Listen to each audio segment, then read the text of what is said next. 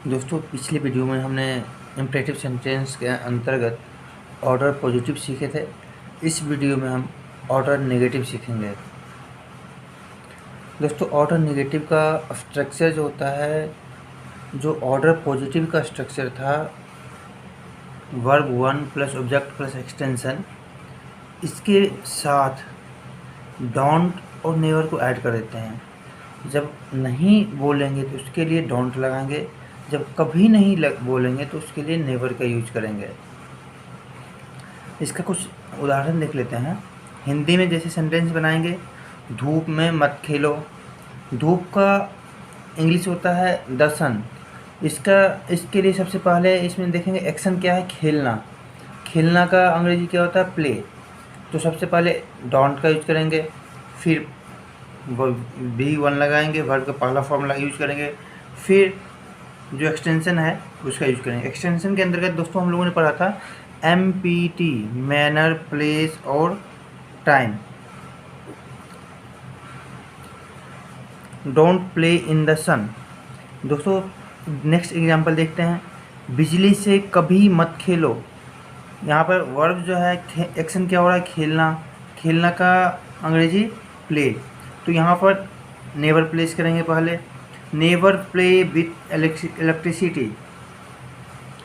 दोस्तों पिछले वीडियो में कुछ रूल्स हमने बताए थे जो कि हमेशा आपको यूज आएगा। आगे जो सेंटेंस बनाएंगे, जब उदाहरण बनाएंगे, कुछ प्रैक्टिस करेंगे, उसमें हमेशा इसकी यूज होगी। उसके लिए हमने इस सेंटेंस को थोड़ा रिवाइज कर लिया इस बार।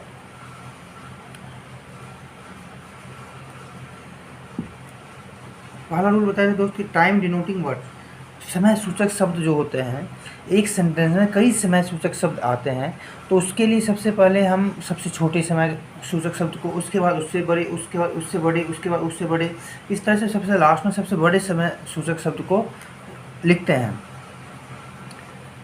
और इसी तरह से जो प्लेस सूचक शब्द होंगे, प्लेस डिनोटिंग वर्ड्स होंगे, उसमें भी यही असेंडिंग ऑर्डर का पालन करेंगे। बढ़ते क्रम में सबसे पहले सबसे छोटे समय सूचक शब्द को, स्थान सूचक शब्द को, उसके बाद उससे बड़े स्थान सूचक शब्द को, उसके बाद उससे बड़े, और लास्ट में सबसे बड़े स्थान सूचक शब्द को रखेंगे। जो एक्सटेंशन है दोस्तों, पहले तो वर्ब का फर्स्ट फॉर्म को रखेंगे, उसके बाद ऑब्जेक्ट को रखेंगे, उसके बाद एक्सटेंशन के अंतर्गत मैनर, प्लेस, टाइम, MPT। जैसे इंग्लिश अल्फ़ाबेट में पहले M आता है, उसके बाद P आता है, उसके बाद T आता है, ठीक उसी प्रकार वर्ड में, सेंटेंस में भी जब वर्ड को प्लेस करेंगे, वहाँ पर ध्यान रखेंगे उसके क्रम को। सबसे पहले मैनर को रखेंगे, उसके बाद प्लेस को, उसके बाद टाइम को। अगर कई place denoting word, time denoting word आता है, तो उसके लिए इस रूल को याद रखेंगे। सबसे पहले सबसे छोटे टाइम डिनोटिंग वर्ड को, उसके बाद उससे बड़े, उसके बाद उससे बड़े, सबसे लास्ट में सबसे बड़े। इसी तरह से प्लेस डिनोटिंग वर्ड जो होंगे, सबसे पहले सबसे छोटे वर्ड, सब उससे उससे बड़े, उसके बाद उससे बड़े। उसके बाद दोस्तों हम लोग सीखे थे, गो से लिसन के बाद हमेशा टू का उपयोग होता है। ये हमेशा याद कर ले दोस्त। जब भी होगा लिसन टू मी, जब भी बोलेंगे listen to me, listen to her, listen to him, जब भी बोलेंगे गो, बशर्ते इसमें दो एक्सेप्शन है। गो के बाद देर, और जब हाउस होगा तो वहाँ पर हम टू का यूज़ नहीं करते हैं, गो देर बोलते हैं, ठीक है। गो टू मार्केट, जब भी कोई पार्टिकुलर प्लेस की बात करेंगे तो वहाँ टू यूज़ करेंगे। से टू हिम, से टू टीचर्स, एट्सेट्रा। दोस्तों अब ऑर्डर नेगेटिव समझने के बाद और इस रूल को रिवाइज करने के बाद फिर से एक बार वही रहेगा मेरा सेशन कि 10 ऑर्डर नेगेटिव सेंटेंस आप हिंदी में लिखेंगे। उसके बाद ऑर्डर नेगेटिव से हम क्या करते हैं, किसी को कोई काम नहीं करने के लिए मना करते हैं। इसके बाद इसका इंग्लिश ट्रांसलेट करेंगे और 50 वर्ब्स क्रिया हिंदी में लिखेंगे। उसके बाद इसको इंग्लिश मीनिंग गूगल से या फिर डिक्शनरी से खोज के फिर आप नोट करेंगे नोटबुक में। दोस्तों इसके बाद देखते हैं कुछ प्रीपोजिशन जिसका सेंटेंस में हमको यूज करना पड़ेगा, बार बार इसका उपयोग होगा। तो सबसे पहले देखते हैं दोस्तों, घड़ी के समय के साथ ऐड का प्रयोग करते हैं। जो घड़ी का समय होता है उससे पहले ऐड का प्रयोग करते हैं। 4 o'clock, ओ क्लॉक का फुल फॉर्म होता है ऑफ द क्लॉक। दोस्तों इससे पहले आप नहीं सुने होंगे तो मैं बता दूँ, ओ क्लॉक जो है ऑफ द क्लॉक का शॉर्ट फॉर्म है। At 4 o'clock, at 5 o'clock, at 10 o'clock etcetera. दिन या तारीख के पहले ऑन का यूज करते हैं हमेशा। सोमवार को ऑन मंडे, मंगलवार को ऑन ट्यूसडे। दिनांक 10 जनवरी 2005 को ऑन 10 जनवरी 2005।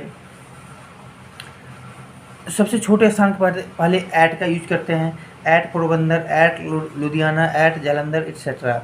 साधन कोई चीज़ से लिखते हैं with pen, with weapon etcetera.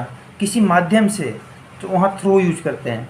दोस्तों ये छोटे से कुछ छोटे छोटे पार्ट में हम प्रीपोजिशन का भी यूज इस तरह सीखते रहेंगे, जिससे कि आपको सेंटेंस बनाने में आगे आसानी रहेगी। घड़ी के समय के साथ ऐट, दिन तारीख के पहले ऑन और छोटे स्थान के पहले ऐट। इसको रट लीजिए, दिमाग में बैठा लीजिए।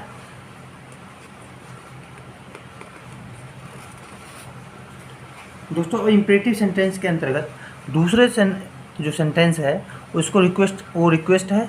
अब रिक्वेस्ट के बारे में पढ़ते हैं। दोस्तों मेरा ध्येय है इम्परेटिव सेंटेंस पे कुछ ज़्यादा ही पढ़ाऊँगा, क्योंकि इम्परेटिव सेंटेंस का यूज डेली लाइफ में बहुत ज़्यादा है और इसको इंग्लिश ग्रामर में या कोचिंग क्लास में बहुत कम पढ़ाया जाता है, शॉर्ट में पढ़ाया जाता है।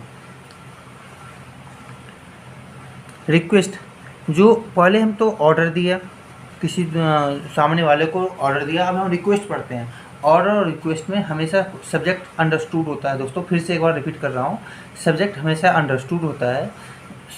हम सामने किसी को यू, सेकंड पर्सन से बात करते हैं यू से, और किसी ग्रुप में बहुत सारे 10-20 लोग बैठे हैं, वहाँ पर हम किसी को इंडिकेट करने के लिए यू, राम, रहीम, नाम जो भी नाम होता है नाम लेते हैं। जब हम ग्रुप में किसी को इंडिकेट करते हैं particularly, you Ram switch off the fan, otherwise हम सब्जेक्ट का यूज़ नहीं करते हैं। दोस्तों रिक्वेस्ट का स्ट्रक्चर, जो हम ऑर्डर का स्ट्रक्चर हम जो याद किए थे, वर्ब 1 ऑब्जेक्ट एक्सटेंशन, उसके पहले प्लीज ऐड करते हैं only. Please verb 1 object extension. एक एग्जांपल देखते हैं हिंदी में दोस्तों। कृपया प्रतिदिन सुबह 5 बजे अच्छे से ध्यान करो। ध्यान करना का अंग्रेजी होता है do meditation. Please do meditation properly at 5 o'clock in the morning daily. कृपया मेरी सहायता करें, प्लीज हेल्प मी। इस तरह दोस्तों रिक्वेस्ट का भी आप 10 सेंटेंस हिंदी में लिखेंगे, उसके बाद आप इसका अंग्रेजी ट्रांसलेट करेंगे।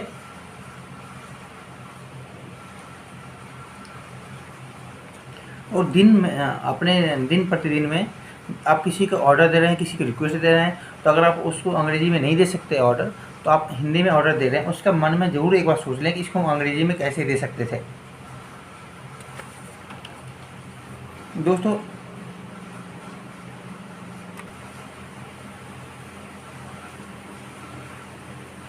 फ्रेंड्स, अब हम सीखते हैं रिक्वेस्ट नेगेटिव। इम्परेटिव सेंटेंस के अंतर्गत दूसरा सेंटेंस रिक्वेस्ट था। रिक्वेस्ट के अंदर फिर हर एक सेंटेंस का पॉजिटिव और नेगेटिव दोनों सीखेंगे। इस वीडियो में हम अब रिक्वेस्ट नेगेटिव की तरफ बढ़ते हैं। रिक्वेस्ट नेगेटिव जो दोस्तों हमने ऑर्डर नेगेटिव पढ़ा था, उसका स्ट्रक्चर पढ़ा था डोंट या never plus verb 1 plus object plus extension. इसमें प्लीज़ ऐड करना है और ये रिक्वेस्ट नेगेटिव में हो जाएगा। चलिए दोस्तों इसका एग्जांपल लिखते हैं। कृपया मुझे तंग नहीं करें कीजिए। जैसा भी सेंस रिक्वेस्ट का होना चाहिए, सेंटेंस का में क्या कीजिए आए, करे आए लास्ट में, उससे फ़र्क नहीं पड़ता है। मैटर करता है कि आप रिक्वेस्ट कर रहे हैं, ऑर्डर कर रहे हैं, क्या बोल रहे हैं, उस पर डिपेंड करता है। तो कृपया मुझे तंग नहीं करें, इसका जो यहाँ पर जो एक्शन हो रहा है तंग करना, और तंग करना का अंग्रेजी होता है vex, tease. Don't, please don't vex me, tease me etcetera. कभी नहीं के लिए हम यहाँ पे नेवर यूज करते हैं। एक एग्जांपल लिखते हैं। कृपया बच्चों को गलत आदत कभी मत सिखाएं। सॉरी, इसमें सिखाया मैंने लिखा था, फिर मैंने इसको काट दिया, क्योंकि सिखाया पॉजिटिव वर्ब होता है। इसके लिए हम अगली वीडियो में जब हम कुछ पढ़ लेंगे उसके बाद हम पॉजिटिव वर्ब पढ़ेंगे। अभी इसलिए मैंने इसको चेंज कर दिया पढ़ाई में। कृपया बच्चे को गलत आदत कभी मत पढ़ाएं। अब इसको यहाँ पे नेवर यूज करना है, क्योंकि कभी मत आया, कभी नहीं। Please never teach children bad habits. दोस्तों यहाँ पे एक चीज़ और देखने को मिल रहा है आपको, मैंने इसका ट्रांसलेट दूसरे तरीके से भी किया हूँ। Please never bad habits to children. दोस्तों इस चीज़ को भी बाद में डिटेल में सीखेंगे, बस अभी इतना ध्यान रख लें आप कि जब हम एक सब सेंटेंस में दो ऑब्जेक्ट आते हैं तो जो लिविंग थिंग होते हैं ऑब्जेक्ट उसको पहले रखते हैं और जो नॉन लिविंग थिंग होते हैं उसको बाद में, तो फिर जनरली सिंपल रखते हैं। परंतु जब हम नॉन लिविंग थिंग को पहले करते हैं और लिविंग थिंग को बाद करते हैं तो लिविंग थिंग से पहले टू का यूज करते हैं। Please never teach bad habits to children, यहाँ टू यूज किया क्योंकि हम चिल्ड्रन को बाद रखे हैं और बैड हैबिट्स को पहले रखे हैं। फिर यहाँ पे हमने चिल्ड्रन को पहले रखा था और बैड हैबिट को पहले रखा था, यहाँ पर हमने टू का यूज नहीं किया। इसको बोलते हैं डायरेक्ट ऑब्जेक्ट और इनडायरेक्ट ऑब्जेक्ट। इसके बारे में अगली वीडियो में पढ़ेंगे। दोस्तों फिर से वही सजेशन रहेगा, आपने अभी तक ऑर्डर का दो पॉजिटिव नेगेटिव, रिक्वेस्ट का पॉजिटिव नेगेटिव 4 स्ट्रक्चर सीखा है और इन चारों पे आप 10-10 सेंटेंस हिंदी में लिखें और उसका अंग्रेजी अनुवाद करें। थैंक यू दोस्तों इस वीडियो में, फिर आगे मिलते हैं नेक्स्ट वीडियो में, बने रहिए।